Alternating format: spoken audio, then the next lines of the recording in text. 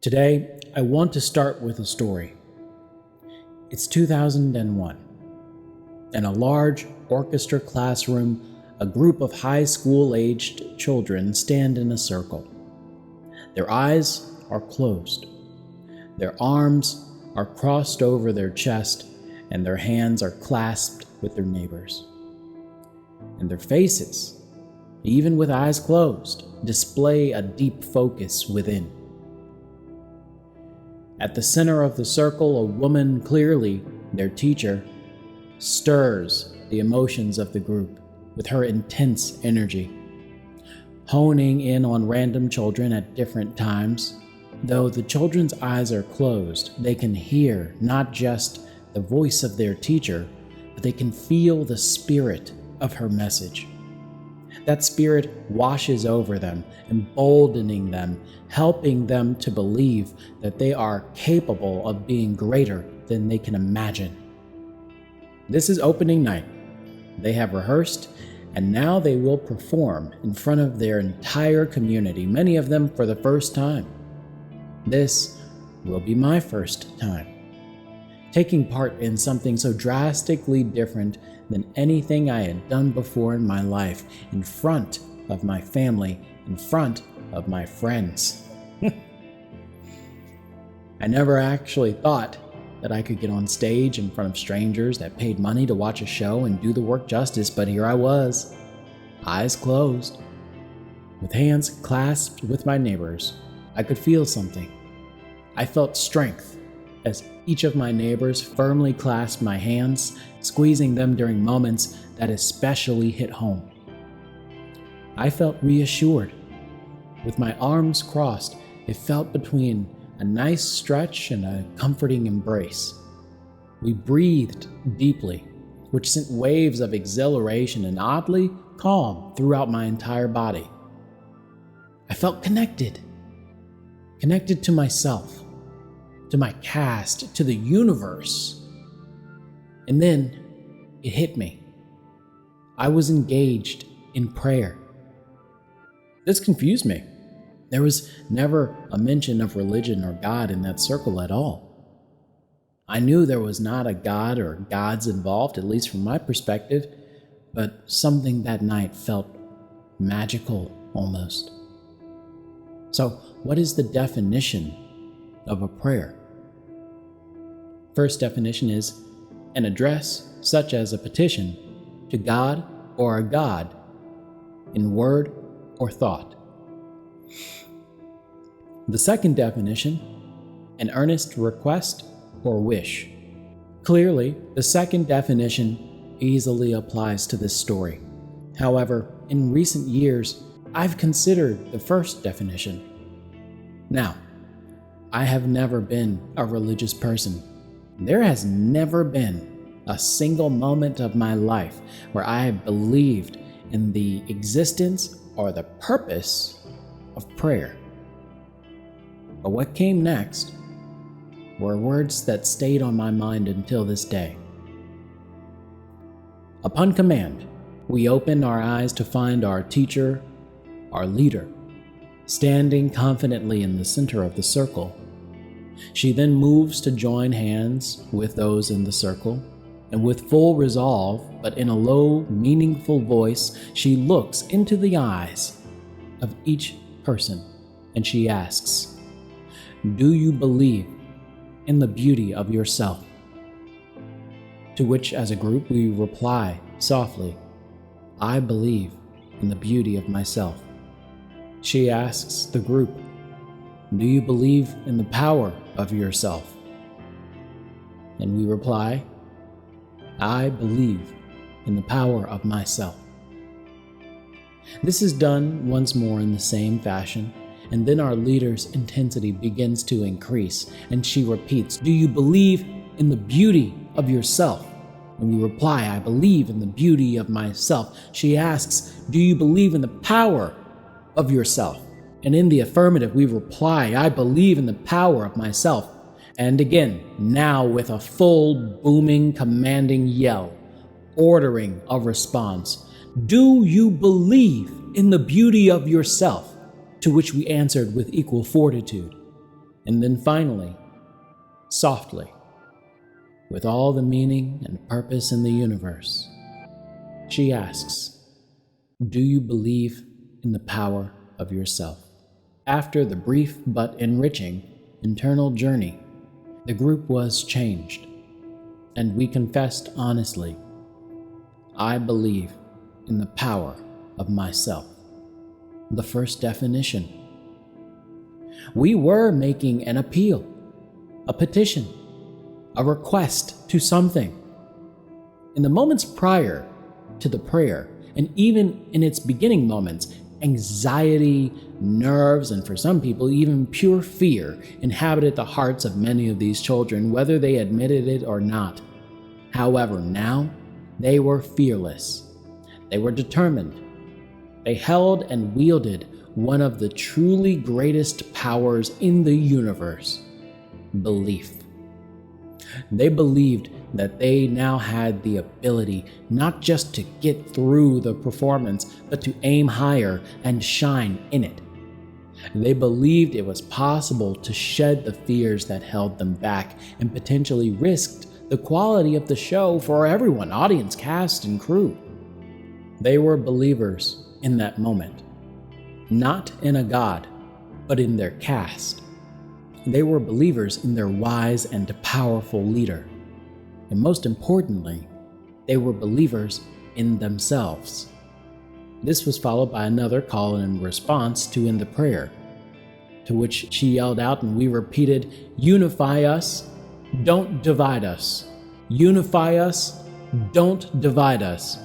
And then finally, at the full height of our voices, nearly a scream, "Unify us," can be heard on the other side of the building. When we left that circle, we could do anything. The power to push past the fear didn't come from God.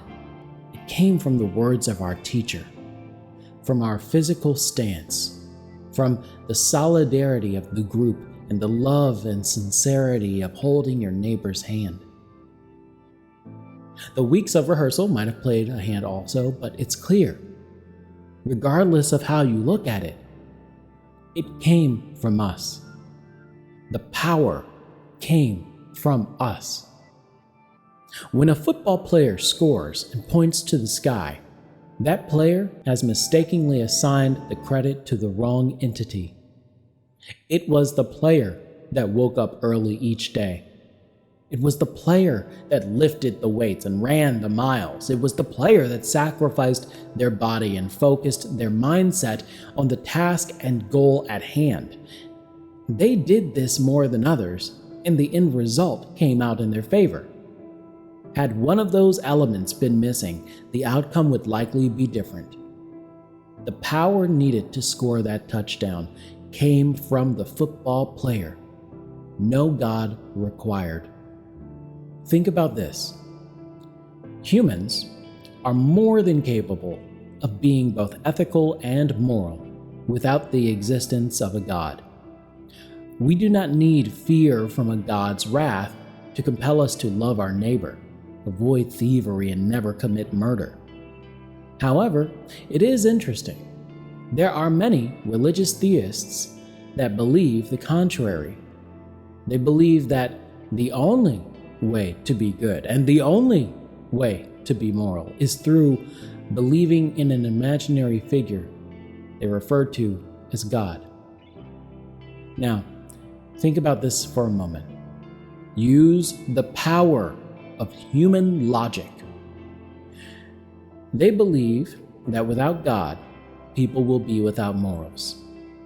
When they do this, they are unwittingly saying that they themselves are also subject to this, meaning without God, they are without morals. And perhaps that's just the way they see the world, truly. But I don't know about you, but if the only thing keeping someone on the up and up is because they have to believe in something that doesn't exist, I find that horrifying and very dangerous. Those in today's current religions, to one degree or another, say that humanity is lost. And interestingly enough, I agree with them. Just because we have power within us does not mean that we currently or have ever used it meaningfully. Quite frankly, when it comes to humans as a whole, we clearly either don't know how to use it or willingly choose to waste it for meaningless pursuits. Humankind, our species, is lost. For the vast majority of time, nearly all of human existence, we did not have the astounding level of complexity that exists today. For millennia, our kind warmed self-built shelters with fire, traveled by horseback, and fought by sword. It's only within just 150 years or so that we have had the possibility of developing self-driving cars, gained the ability to communicate with anyone, anywhere, instantly, and all of the world's knowledge uncategorically placed into an invisible global warehouse, laden with deception and misinformation. For millennia, no one was concerned with their mortgage. No one was crippled with student debt. No one felt the despair and the weight of being constantly and forcibly exposed to the knowledge of atrocities on the other side of the globe, well outside of the realm of their control. While I am not specifically talking about either the good or the bad of each of those situations, they are recent developments in our history that make it harder to know what it means to be alive and what it means to be human. What does it mean to be human? We will explore that together. To be human is to first understand that everything you enjoy on a daily basis, the comfort of your bed at night, the hot water heater that reinvigorates you in your morning shower, the coat that will keep you warm this winter, and many more importantly vital things are only possible for you because of the efforts of those humans that have come prior to you. Without them, our lives would be very different. Because of these achievements, the average person living in a modern society today is in many ways richer than the richest people of the past. King Louis XIII, the Khwarezmian Shah, the emperors of the Jin dynasty would have traded their nation's fortunes for just one of our hospitals. Prior to modern transportation, to get from one side of the globe to the other was a perilous journey that only a few had even the ability to take, and that many of those few would not survive. It took weeks, months, years, without any convenience in the areas of food, clean water, and shelter. Now you board a plane, fitted with booze and bathrooms 20,000 feet above the earth, and you're there in half a day. Without the numerous people involved in the innovations that have crafted our understanding, our methods, and our technology, and the sacrifices that they made in their lives to give so much focus to these areas that we need and enjoy in our lives now, that enrich our lives now, without them, we would have nothing. We dishonor them when the credit for these miracles are given to God. It is to them that we owe all that we have. It is their names that should be reflected upon, and it is to them that we must give thanks. We have lost our way. We have squandered our incredible power. We have haphazardly engineered a world, a life, a way that pushes us closer to cataclysmic hardship on the path to extinction. In closing, consider this. The Dark Ages referred to a period of roughly 300 years during the era of medieval Europe. For 300 years, scientific study and technological advancement were silenced under the thumb of those that believed in a god. Now, understandably, It's difficult to see the scope of the impact this has had on our species. But think about this. What would your life be like right now with an additional 300 years of scientific and technological advancement? How much longer would our lifespans be? What diseases would have already been cured? What comforts could you possibly have enjoyed? This is merely one example on an endless list of how God-oriented religions and beliefs are dangerous. All of the miracles that will be revealed over the next 300 years were stolen from us by people in the past. However, all is not yet lost. We can begin again. We do not have to accept this as the way of life. If each of you listening to this makes the choice to change our reality, then you have the power to make it so. When others look to God, they should look to themselves. The power of the human species is potentially the greatest power in the entire universe.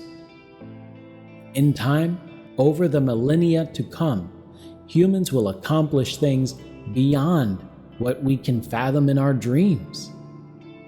In time, so long as we focus on the preservation, development, and advancement of our race, in time there will be no hurdle, no hardship, no challenge that humans cannot overcome. Our species and our way can change. A unified human race is possible. Anything is possible through the power of humans. We are capable of both Armageddon and also utopia. Therefore, we must first understand that that power comes from us, humans, and us alone. So I ask you, do you believe in the beauty and the power of yourself?